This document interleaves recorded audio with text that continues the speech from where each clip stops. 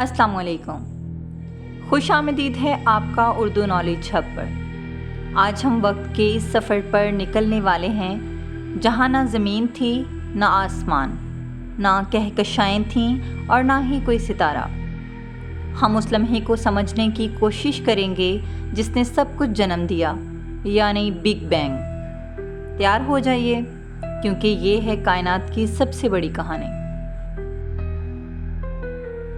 Big bang से ज़मीन तक का सफ़र, कायनात की शुरुआत तकरीबन 13.8 अरब साल पहले कुछ भी नहीं था। न वक्त था, न जगह, न मादा, न तवानाई।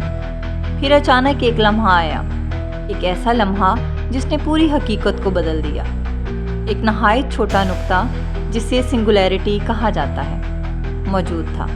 ये नुक्ता इतना गर्म और इतना घना था कि इसमें पूरी कायनात की तवानाई कैद थी। फिर अचानक धमाका, यही था बिग बैंग, वो अजीम धमाका जिसने वक्त और जगह को जन्म दिया। इसी लम्हे कायनात की कहानी शुरू हुई। इब्तदाई कायनात, तवानाई का समंदर। पहले सेकंड के हिस्से में ही तवानाई, रोशनी और ज़र्रात पैदा हो गए थे। आइटम बनाने वाले सबसे छोटे ज़र्रात जैसे प्रोटॉन, न्यूट्रॉन और इलेक्ट्रॉन वजूद में आ गए। लेकिन अभी तक कोई सितारा नहीं था, ना कहकशां, सिर्फ एक अफरा तफरी और तवानाई का तूफान था। तकरीबन 3 साल बाद पहली बार आइटम वजूद में आए, ज़्यादातर हाइड्रोजन और हीलियम। यही वो बुनियादी गैसेस हैं जिनसे बाद में सितारे और कहकशाएं बनी। पहले सितारे और कहकशाएं, ये आइटम कशिशे शकल के ज़ोर से जुड़ने लगे। कहीं बड़े बादल बने, कहीं गैसेस जमा हुई और पहला सितारा रोशन हुआ। सोचिए, कायनात में पहली बार रोशनी फैली, जैसे अंधेरे कमरे में अचानक दिया जल उठे। ये सितारे अरबों डिग्री गर्म थे और इन्हीं के अंदर वो भट्टी जल रही थी जिसने नए अनासर पैदा किए, जैसे कार्बन, ऑक्सीजन और लोहा।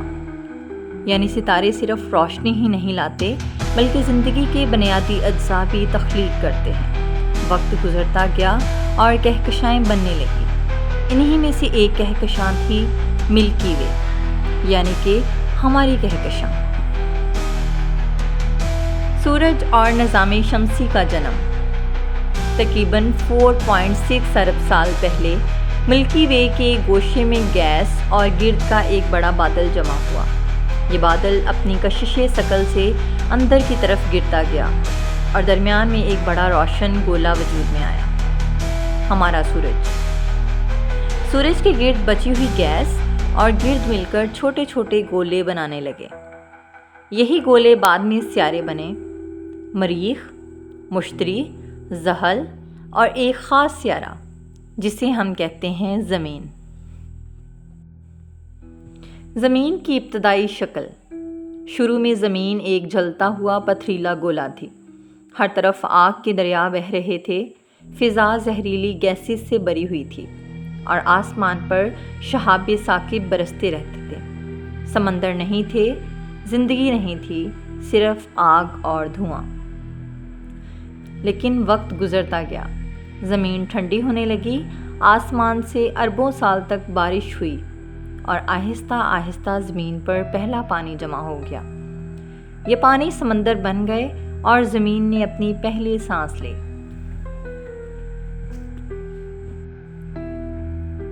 ज़मीन पर ज़िंदगी की शुरुआत।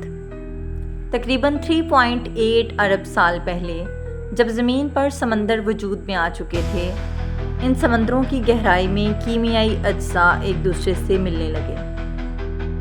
ये वो वक्त था जब पहली बार छोटे छोटे सेल्स वजूद में आए। यही सेल्स बाद में ज़िंदगी की बुनियाद बने। पहले ये जरासीम जैसे थे जो बगैर ऑक्सीजन के ज़िंदा रह सकते थे।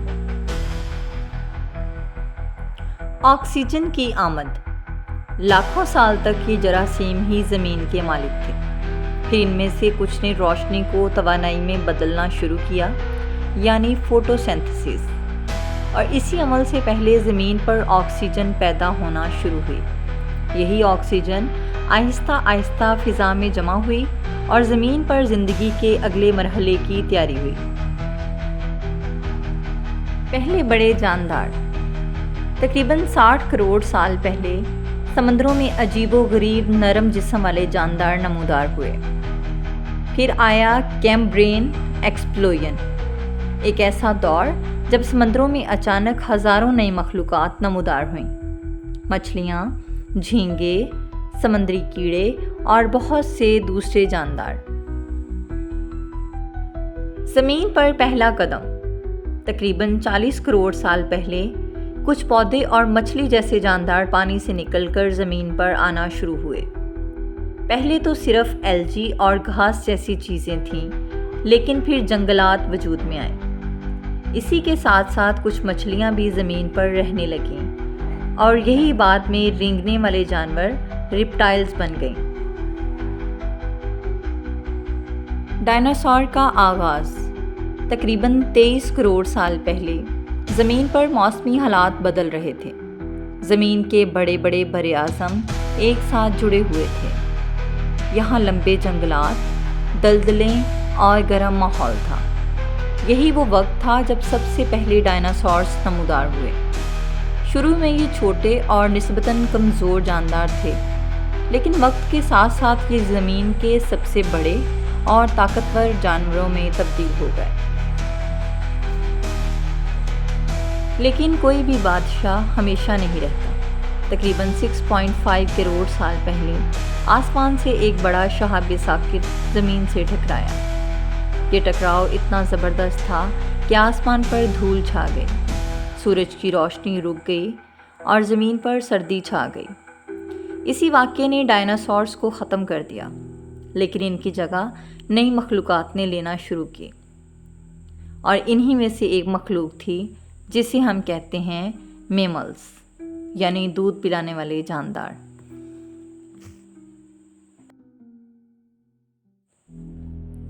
ابتدائی ممالیہ۔ جب ڈائناسورز ختم ہو گئے تو زمین پر چھوٹے چھوٹے ممالیہ جانوروں کو زندہ رہنے کا موقع ملا۔ یہ پہلے تو چوہے جیسے جاندار تھے جو رات کے وقت نکلتے اور دن میں چھپے رہتے، لیکن وقت کے ساتھ ساتھ یہ جاندار ترقی کرتے گئے، کچھ بندر نما شکل اختیار کر گئے جنہیں ہم پیرامڈز کہتے ہیں۔ یہی پیرامڈز بعد میں انسان کی شروعات کی بنیاد بنے۔ پہلے انسانی جد۔ تقریباً 60 سال پہلے افریقہ کے جنگلات میں کچھ پیرامڈز نے سیدھا چلنا شروع کیا۔ یہ وہ لمحہ تھا جس نے انسان کی کہانی کو جنم دیا۔ یہ نہ زیادہ ذہین تھے، نہ زیادہ طاقتور، لیکن سیدھا چلنے کی وجہ سے ان کے ہاتھ آزاد ہو گئے۔ ان ہاتھوں سے انہوں نے لکڑیاں اور پتھر پکڑنا سیکھا۔ پتھر کے اوزار اور آگ۔ تقریباً 25 لاکھ سال پہلے انسان کے قدیم جد نے پہلی بار پتھر کو کاٹ کر اوزار بنایا۔ یہ اوزار جانوروں کا شکار کرنے اور خوراک کاٹنے کے کام آتے تھے۔ یہی تھا انسان کی عقل کا پہلا ثبوت۔ پھر ایک عظیم دریافت ہوئی، آگ۔ پہلے تو بجلی گرنے یا آتش فشاں کے دھماکے سے آگ نظر آتی تھی، لیکن بعد میں انسان نے پتھر رگڑ کر آگ جلانا سیکھ لیا۔ آگ نے انسان کو سردی سے بچایا، اندھیرے میں روشنی دی اور کھانے کو مزید بہتر بنا دیا۔ نیاندرتھل اور جدید انسان۔ تقریباً 2 لاکھ سال پہلے افریقہ میں ہومو سیپینز یعنی جدید انسان وجود میں آیا۔ یہ وہ انسان ہے جس سے آج ہم سب کا تعلق ہے۔ اسی دوران یورپ اور ایشیا میں ایک اور قسم کے انسان رہتے تھے جنہیں نیاندرتھل کہا جاتا ہے۔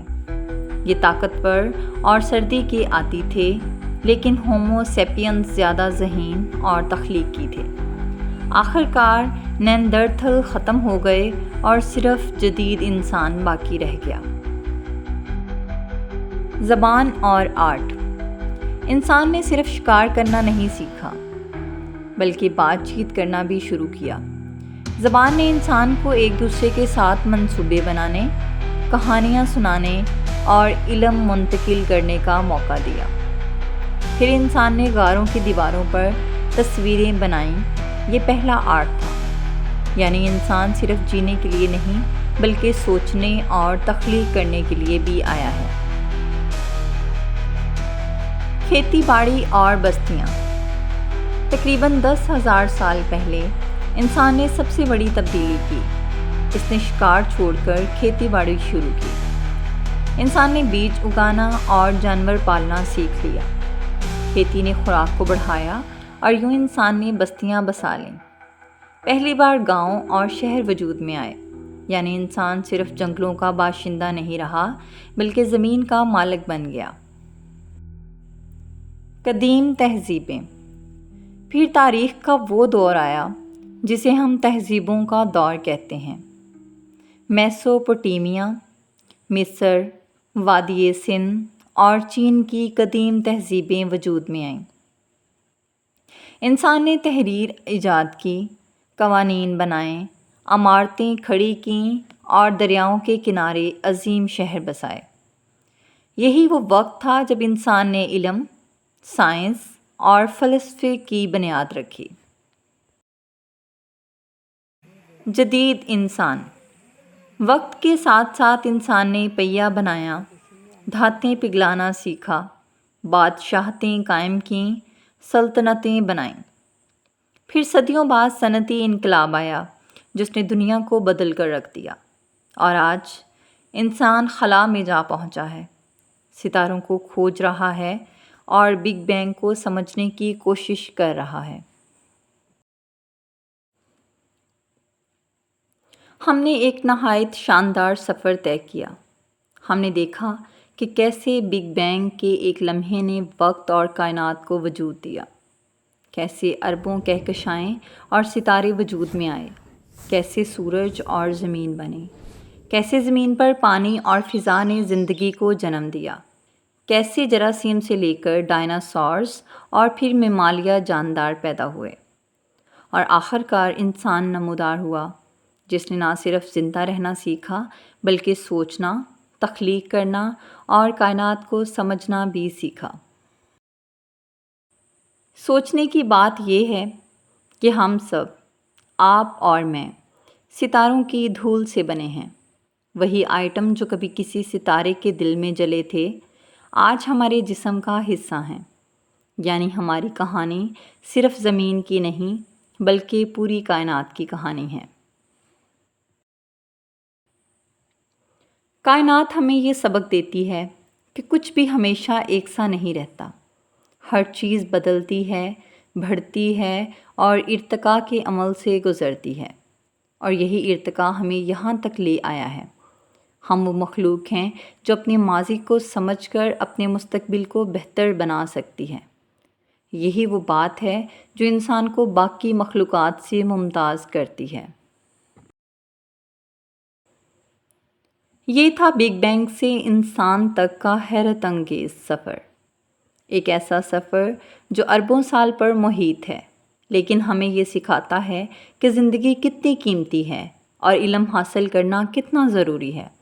اگر آپ کو یہ ویڈیو پسند آئی ہو تو لائک کیجئے، دوستوں کے ساتھ شیئر کیجئے، اور مزید ایسے نالج فل ویڈیوز کے لیے اردو نالج ہب کو سبسکرائب کرنا مت بھولیے گا۔ اللہ حافظ۔